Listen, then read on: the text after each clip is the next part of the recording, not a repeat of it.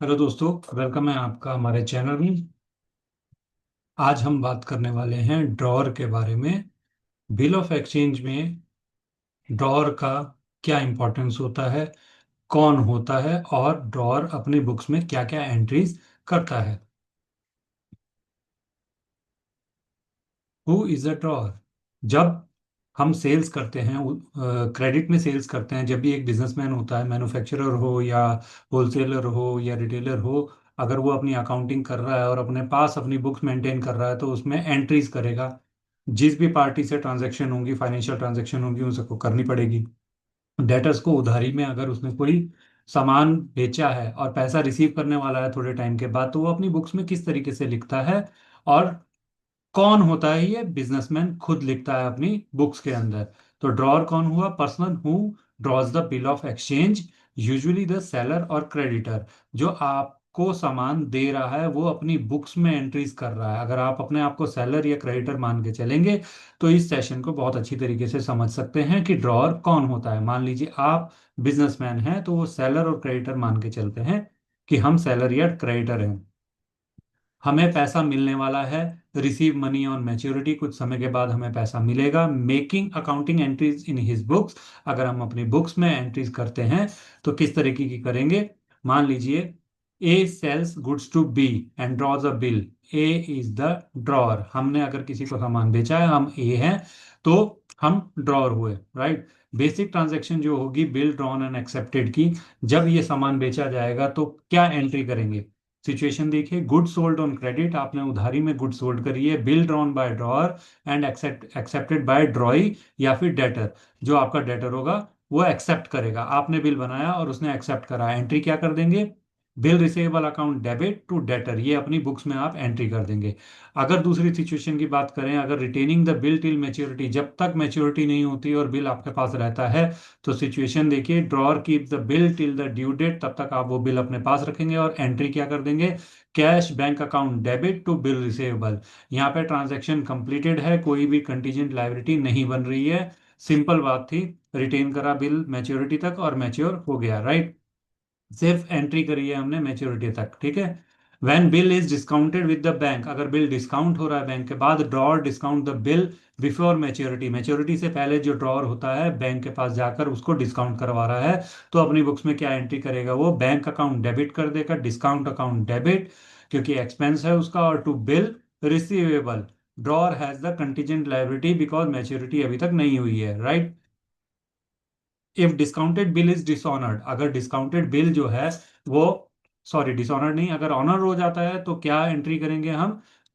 No entry in the drawer books, liability ends automatically. अगर maturity पे आकर पैसा मिल रहा है, ऑनर हो रहा है बिल, तो कोई भी एंट्री आप अपनी बुक्स में नहीं करेंगे। No entry because bank collects from drawee, right. जब ऑनर होएगा तो बैंक अपने आप कलेक्ट कर लेगा। अगर बिल डिसऑनर हो जाता है, किसी कारण की वजह से पैसा नहीं मिलता है, drawee fails to pay the maturity amount, then आप अपनी बुक में क्या एंट्री करेंगे?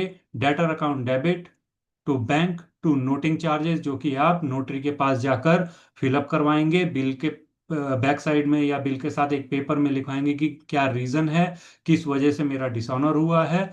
और नोटिंग चार्जेस के रूप में कुछ एक्स्ट्रा अमाउंट, बिल से रिलेटेड एक्स्ट्रा अमाउंट, बिल 10,000 का है, 100 200 रुपये 500 रुपये जो एक्स्ट्रा अमाउंट होगी वो आप नोटरी को पे कर देंगे। Drawer must pay the bank, debtor again become liable.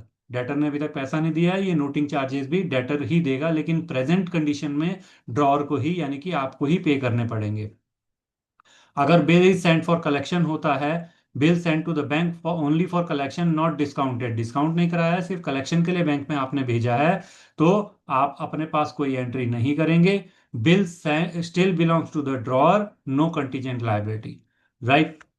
Bill send for collection है, अगर ऑनर्ड हो जाता है तो मैच्योरिटी पे bank account debit to bill receivable हो जाएगा। Similar to retention till maturity, जैसे मैच्योरिटी पे एंट्री होती है वैसे ही हमारी ये एंट्री हो जाती है। बिल सेंड फॉर कलेक्शन अगर डिसऑनर हो जाता है, अगर बैंक के पास भेजा हुआ है और डिसऑनर हो जाता है किसी कारण की वजह से, तो आप अपने पास एंट्री क्या करेंगे? Debtor account debit to bill receivable to noting charges. अब हमने पढ़ा drawer bears noting charges initially, क्योंकि ये इसको बाद में लेने पड़ेंगे।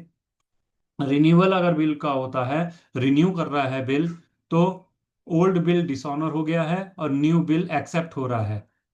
Debtor account debit to bill receivable जब डिसऑनर हो जाएगा, and entry for new bill, bill receivable to debtor, जैसे हमारी शुरुआत में पहले एंट्री हुई थी, जैसे ही हमारा बिल एक्सेप्ट होता है डेटर के पास तो हम अपनी बुक्स में bill receivable to debtor account कर देते हैं, राइट। अगर इंस्टॉलमेंट हो जाता है ड्रॉई, उसके पास पैसा देने के लिए नहीं है, तो क्या करेंगे हम? सिचुएशन, पार्टली पेमेंट रिसीव हो रही है आपके पास, मान लीजिए 10,000 का आपने बिल उसके ऊपर ड्रॉ करा था, वो कुछ अमाउंट आपको दे रहा है, 2-3 हज़ार रुपये दे रहा है, बाकी 7,000 रुपये कह रहा है मेरे पास नहीं है, मैं इंस्टॉलमेंट हो चुका हूँ। तो आप अपनी बुक्स में क्या एंट्री करेंगे? 3,000 रुपये आपके cash account, bank account debit, bad debts में आ जाएंगे आपके 7,000 रुपये, और bill receivable to bill receivable, unrecovered amount जो होता है वो आपका बैड डेट बन जाएगा, इसलिए आप उसको डेबिट कर देंगे। देखिए, इसी तरीके के वीडियोस और पीडीएफ से 30 साल में 10 लाख बैंकर्स जो हैं बेनिफिट पा चुके हैं अपने एग्जाम्स में। Videos and PDF GIB, CIB और प्रमोशन एग्जाम के हमारे पास अवेलेबल होते हैं, और इन सबको पाने के लिए आपको कहाँ आना पड़ेगा? NS tour school of banking .com पर दोस्तों। लाइक और सब्सक्राइब जरूर करके जाइएगा अगर आपको सेशन पसंद आता है। हमने ड्रॉर के बारे में पढ़ा, ड्रॉर अपनी बुक्स में किस किस तरीके से कौन कौन सी कंडीशन में एंट्रीज करते हैं, देखते हैं अब एमसीक्यू किस तरीके के हमारे पास देखने को मिल सकते हैं ड्रॉअर के, जो कि बिल ऑफ एक्सचेंज का पार्ट है। Which statement is correct? Drawer has no liability after discounting, अगर डिस्काउंट करवा लेता है तो कोई लाइबिलिटी नहीं रहती उसके पास। या फिर drawer liability ends after sending bill for collection, या drawer has contingent liability only when bill is discounted, और drawer has contingent liability in all cases, right. इसका आंसर क्या हो सकता है हमारा? Drawer has contingent liability only when bill is discounted, bill discount करने के बाद उसकी कंटीजेंट लाइबिलिटी रहेगी। क्यों रहेगी? क्योंकि डिस्काउंटेड बिल जो होता है हमेशा कंटीजेंट लाइबिलिटी के रूप में ही देखा जाता है, कलेक्शन बिल में नो लाइबिलिटी होती है।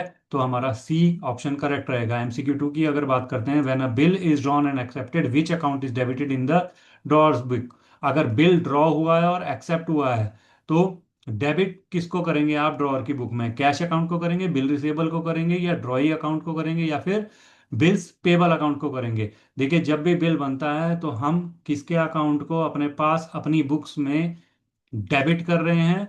ड्रॉई के, क्योंकि इसके ऊपर जो है हमारा बिल पेंडिंग है, जो ये 2 महीने बाद या 3 महीने बाद देगा। ड्रॉई या डेटर दोनों एक ही बात होती है, right. When a bill is drawn and accepted, the drawer treats the drawee as debtor. Hence, drawee account is debited. Right? अगर MCQ 3 की बात करते हैं हम, entry in drawer books when bill is discounted with the bank.